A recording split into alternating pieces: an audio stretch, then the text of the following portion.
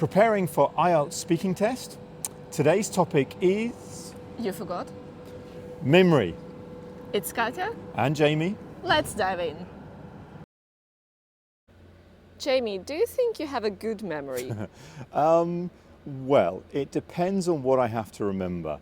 I have what you'd call a selective memory. So for trivial matters, I have a phenomenal ability to recall events. However, important details, this is where I struggle. I have to really rack my brain sometimes just to recall all, the information that I need.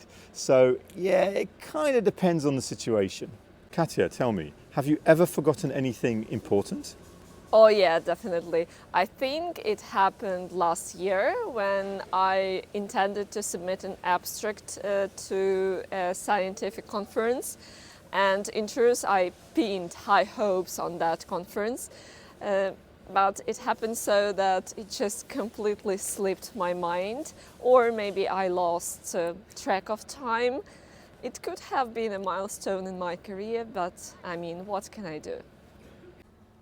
Why do some people have a good memory and others just don't? Well, I think it actually just boils down to the individual. Some people are lucky that they've got good genetics and they've inherited the ability to recall information at the drop of a hat, whilst others, their mental acuity is more of a process that they have to work at. I'm not too bad. Sometimes I have a memory like a steel trap, but other times it's like a sieve and it just goes right through me. So, what are some of the benefits of having a good memory? I guess the most obvious merit of having a good memory is that it can bolster your capabilities career-wise, leading to better performance at work, and you can build a stronger bond with clientele if you have good memory power and you can keep everything in mind. In academic sphere, I think if students have retentive memory, they can excel in numerous subjects. Okay, it's now time for a little memory game. We're going to put 6 photos on the screen. We'll run through them and then we'll take them down. How many of the 6 photos do you remember? So, number 1 is Summit. Number 2 is Oasis. Number 3 is Q. Number 4 is Pack Animal. Number 5 is Mellifluous. And number 6 is Puppy. So, okay. What was the second picture? Okay, and one more. Let's think. What was the 5th picture? Okay, don't worry if you got anything wrong. You can always play again. I'm going to explain some useful phrases about good memory. Have a great memory for names, telephone numbers, faces. This is a general way you would use to describe how good your memory is. Pay careful consideration to the preposition, memory for. Have a phenomenal memory. Wow, this means you have an amazing ability to recall anything in your mind. Have a memory like a steel trap. Okay, this means you can remember details very quickly. Have a memory like an elephant. Okay, well, elephants are famous for being able to remember everything. So when you use this phrase, you are really giving someone a compliment.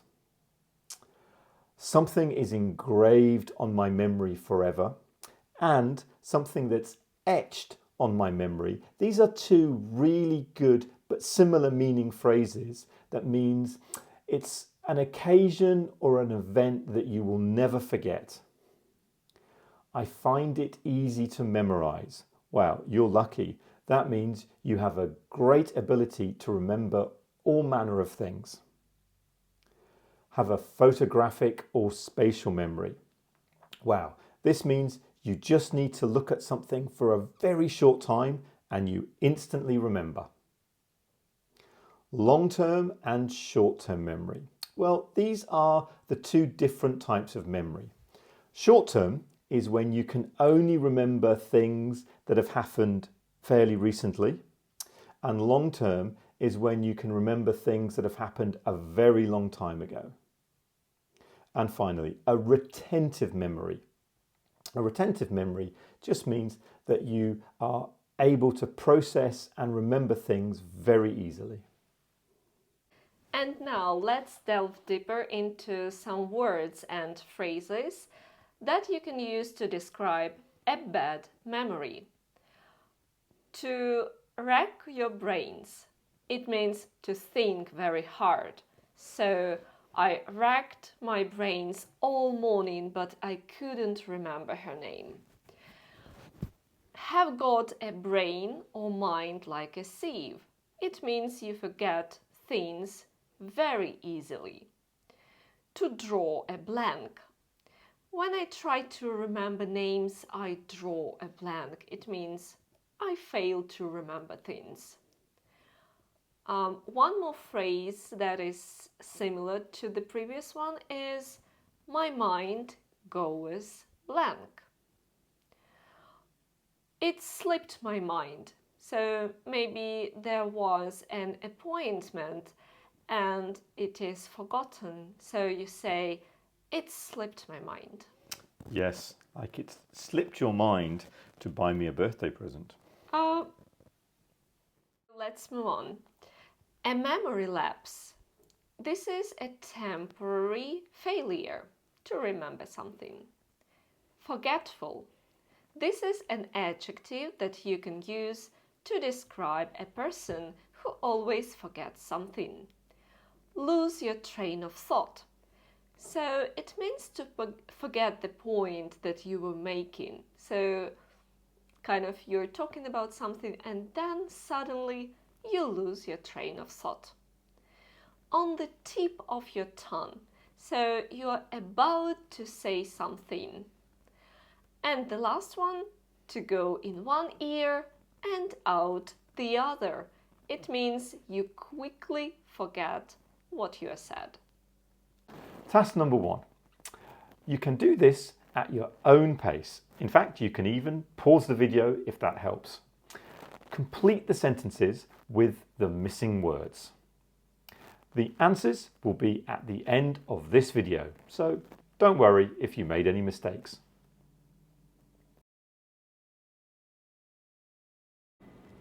So tell me, what do you have to remember in your daily life? To be candid, I have to remember a bucket load of information to keep my life running smoothly, be it some errands or just, seemingly ordinary things like plugging out some appliances. And at work, in truth, I'm a bit snowed under and my schedule is always changing, so I have to set reminders and make to-do lists, to stay organized and to do everything that I need to. Do you do anything to improve your memory? Yeah, I think there are definitely techniques that you can use to help you retain information that's important. So for example, visualization is a good idea. When you imagine what you are trying to recall. Mnemonics, that's another good idea. It really starts to keep that memory in your mind. And to be honest with you, I think the best thing to do is just to maybe make some notes. That will help you when to jog your memory and to make you recall the information that you need and when you need it, which is more important. Nowadays, many people have a bad memory. What is the reason? I assume a lot of people try to link it with the heavy reliance on gadgets when we don't have to learn anything by heart and we don't even need to remember a phone number. But in truth, I see a 10 years connection here. I assume it became hard to etch something in our memory due to sedentary lifestyle. I mean, this prolonged period of inactivity is nowadays equated with smoking. And so consequently, it becomes harder for you to remember, and people even can develop some memory-related disorders. What is your earliest memory? Wow, that's a good question. Let me think. Well, if my memory serves me right, my most vivid recollection was when I was a toddler and I was in New Zealand with my family, and we were in a cable car and we were going very slowly to the top of this mountain. But then suddenly the cable car stopped and I got really scared. And then after that, my memory kind of fades away and I can't remember what happened. So, Katya, tell me, how can technology change the way we remember things? Well, I suppose technology has already revolutionized the way we remember things, and it will continue only to accelerate. This reduces the cognitive burden of remembering mundane tasks, allowing us to focus on more, complex activities. And in the foreseeable future, augmented reality devices could display pertinent information in real time. Are you filming? Yes! Okay, let's talk about training your memory. Some techniques that will help you to remember things. First of all, you can jog your memory. Now, the best way to do this is to write things down on a piece of paper or on your smartphone. You can do puzzles, jigsaw puzzles. Avoid the 5,000 piece ones though, that will take a while. You can use mnemonics, mind maps, visualization techniques where you're trying to imagine what you're trying to remember. That helps. You can use word association games. You can use vocalization repetition. Very simply, just keep saying the word again and again and again. You can set a reminder, or you can make a to-do list. Again, probably on your phone would be easier. This is not the first time I've recorded this video because I kept making a mistake with mnemonics. So don't worry, if you make mistakes, you can always do it again. So now let's talk about remembering. Firstly, if you use the gerund after the word remember, then you probably refer to the past. I remember going to Italy. On contrary, so if you use infinitive, so remember to do something, then you will talk about the future. So to keep something in mind, so it means you remember something.